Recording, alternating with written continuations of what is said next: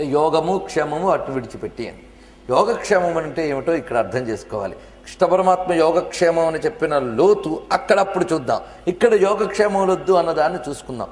యోగము క్షేమము మన భోగములన్నీ ఈ రెండింటి మీద ఆధారపడుతున్నాయి. యోగము అంటే లేని వస్తువు రావడం, క్షేమము అంటే వచ్చిన వస్తువు క్షేమంగా ఉండడం.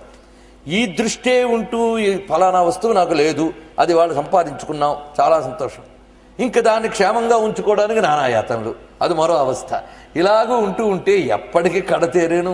అందుకు ఆ త్రిగుణాతీత స్థితిలో ఉన్న ఆత్మజ్ఞానాన్ని పొందినటువంటి వాడు నిర్యోగక్షేమ. భౌతికమైనటువంటి భోగ వస్తువుల యొక్క యోగము కోరుకోడు, దాని యొక్క క్షేమం కోసం తపన పడడు, అలా ఉంటాడు. ఎందుచేత ఆత్మవాన్, ఆత్మవంతుడు కనుక అన్నారు.